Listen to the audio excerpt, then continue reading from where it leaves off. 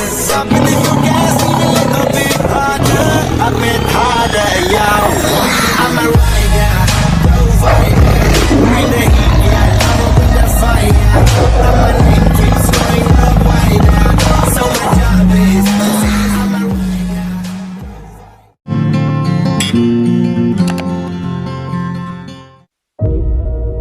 Pilarnya Dajjal ada 3. Satu materialisme, yang kedua adalah Zionisme, yang ketiga adalah ateisme.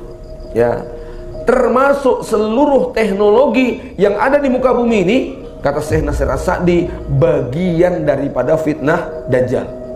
Kenapa saya katakan dalam konteks ini, kalau Syekh Nasir As-Sa'di mengatakan teknologi telekomunikasi, telepon, pesawat terbang itu bagian daripada fitnah Dajjal. Sebetulnya teknologi itu hukum asalnya netral, Pak. Teknologi, ilmu sains yang dibuat manusia itu awalnya netral. Tetapi netralnya ilmu pengetahuan, dia tidak boleh bertentangan dengan hukum agama. Maka pada abad-abad ketika Islam itu bangkit, teknologi Islam itu jaya, teknologi itu digunakan oleh kaum muslimin dalam rangka kepentingan dakwah supaya ajaran ini makin luas. Tapi pada saat teknologi itu sudah jatuh ke tangan orang kafir, maka teknologi itu dijadikan sebagai alat untuk memperbudak bangsa yang lain. Dalam Islam, teknologi tidak pernah merubah status manusia dari seorang hamba budak yang wajib untuk menyembah Sang Pencipta. Ya.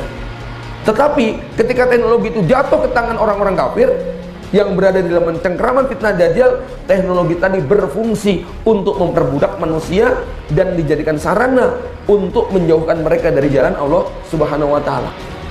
Maka disinilah kemudian kita makin sadar bahwa ini yang terbaru kemarin beredar film judulnya The Messiah, ya. Ya, trialnya saya nggak tahu mau muncul bulan apa, tapi film ini bagian daripada propaganda, ya, akan munculnya sosok pemimpin akhir zaman yang dijanjikan.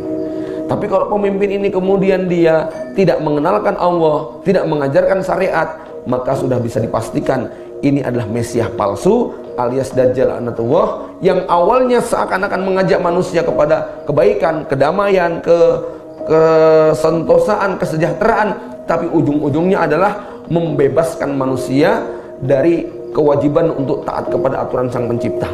Ya, jamaah yang dirahmati Allah Subhanahu wa taala, maka fitnah yang mengiringi Dajjal disebut dengan fitnatud duhaima, fitnah kegelapan, fitnah yang membuat manusia nggak bisa membedakan mana benar, mana salah, mana kufur, mana iman. Ya, maka Bapak Ibu yang dirahmati Allah, kalau tadi di awal kita sudah singgung, ada satu peristiwa yang perlu mendapat perhatian, ya. Ketika Allah menciptakan Nabi Adam, maka yang Allah lakukan pertama kali setelah Nabi Adam diciptakan, yang Allah berikan kepada Nabi Adam apa? Wa 'allama Adamal asma'a kullaha.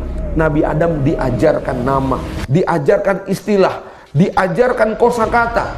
Ini bukan kosakata sembarangan, ini bukan nama sembarangan, ini sebutan langsung dari Allah. Allah yang menyebut kalimat tersebut. Nabi Adam diajarkan benda mati, diajarkan makhluk hidup, diajarkan nama-nama abstrak, iman, Islam, kufur, tauhid, syirik, diajarkan semuanya. Ya, tujuannya supaya apa? Supaya Nabi Adam tidak tertipu dengan istilah-istilah yang dibuat oleh selain Allah. Dan tadi sudah saya kasih contoh. Begitu Allah mengajarkan Nabi Adam, ini pohon larangan, ini pohon kedoliman, yang dilakukan oleh iblis apa, Pak? Merubah istilah tersebut. Ya tidak? Ya. Apa yang terjadi ketika Nabi Adam terjebak dengan istilah buatan iblis? Nabi Adam yang tadinya tidak mendekati, malah akhirnya makan sekalian. Ya, Allah membuat istilah buat iblis. Apa istilah Allah? Aduun laka. Ini musuh. Ini kalimat dari Allah langsung. Inna hadza aduun laka wa li zaujika. Itu sudah Allah kasih tahu kepada Nabi Adam. Tapi iblis kemudian merubah kata-kata musuh tadi. Iblis mengaku, aku bukan musuh kamu, aku penasihat kamu, aku teman dekat kamu, nggak mungkin menjerumuskan kamu. Nabi Adam mengikuti istilah yang dibuat oleh iblis. Maka hari ini termasuk fitnah Dajjal yang paling berat sekali kita hadapi adalah perang istilah. Ya, istilah buatan Allah dirusak semua oleh istilah-istilah yang dibuat dalam sistem Dajjal tadi. Ya, apa diantaranya? Dalam Islam, dalam Quran, dalam Sunnah ada kalimat porno nggak, Pak? Ada kata-kata porno nggak? Nggak ada. Porno itu bahasa apa? Bahasa Inggris atau bahasa Latin? Yang jelas bukan bahasa Arab. Bahasa Arabnya yang kita kenal, yang diajarkan Allah dan Rasulnya apa? Aurat. Itu bahasa yang termuat dalam Quran dan Sunnah, ya. Nah, ketika kita kemudian lebih sering menggunakan kata-kata, itu porno namanya, maka nanti kita akan kejebak. Al-Quran, Allah dan Rasulnya tidak pernah menggunakan kata-kata porno. Yang Allah sebutkan dalam Quran adalah aurat. Aurat itu ada definisinya, jelas batasannya, seperti apa bentuknya, kepada siapa dibolehkan dan tidak boleh diperlihatkan, itu ada keterangan yang detail. Tapi kalau porno ada keterangannya nggak, Pak? Nggak ada. Ikhtilaf yang masyhur adalah tentang wajah dan telapak tangan, dan memang dua-duanya berdalil. Ini yang membuat kemudian apa? Di belahan dunia manapun selalu ada dua komunitas tadi, dan dua komunitas itu adalah dua komunitas yang sama-sama ingin taat melaksanakan perintah Allah menutupi aurat. Paham ya, Pak? Ya. Nah, tapi kalau ada istilah porno itu nggak jelas batasannya. Menurut dia porno, menurut ini enggak. Dan menurut keduanya itu pakai landasan apa? Perasaan, gitu kan? Tidak menggunakan dasar hukum. Tapi kalau ada ulama yang mengatakan ini cadar wajib, cadar tidak wajib, dua-duanya bukan pakai hawa nafsu, tapi dua-duanya menggunakan dalil dari Quran dan Sunnah. Ini bedanya, ya. Jadi amar ma'ruf nahi mungkar diganti dengan intoleran dan radikal, begitu loh, ya. Akhirnya kita mendengar kalimatnya jadi nggak enak. Siapa yang bikin istilah-istilah semacam itu? Itu dia, ketika istilah Al-Quran dan Sunnah tidak dipakai, tapi menggunakan istilah buatan manusia.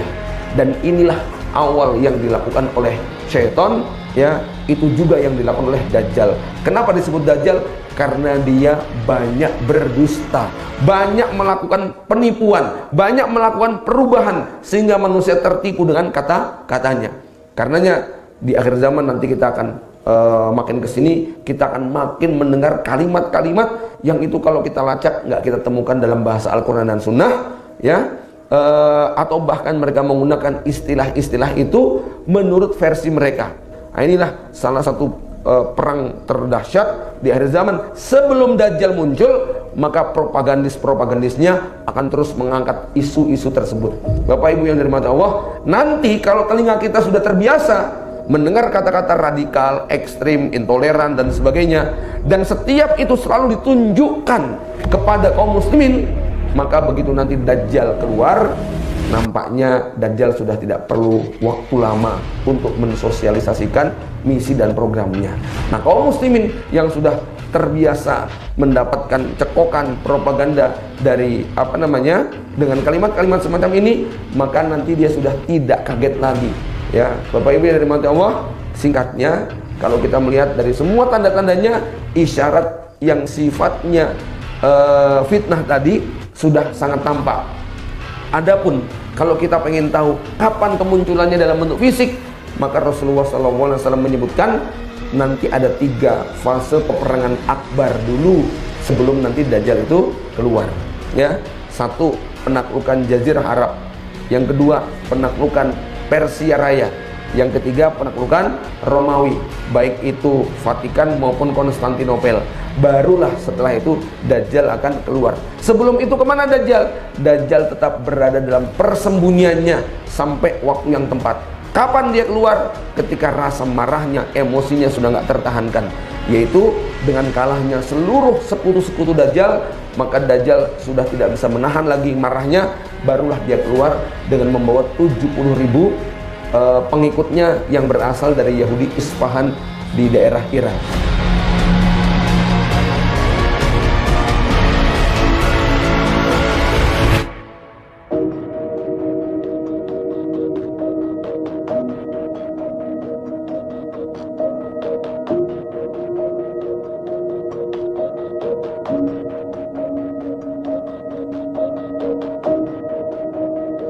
Masih banyak topik yang akan kita bahas. Silakan subscribe channel kami agar kita bisa lebih dekat dan bersama membahas berbagai topik menarik lainnya. Like bila Anda suka dan unlike saja bila Anda tidak suka dengan video seperti ini. Terima kasih telah menonton dan sampai jumpa.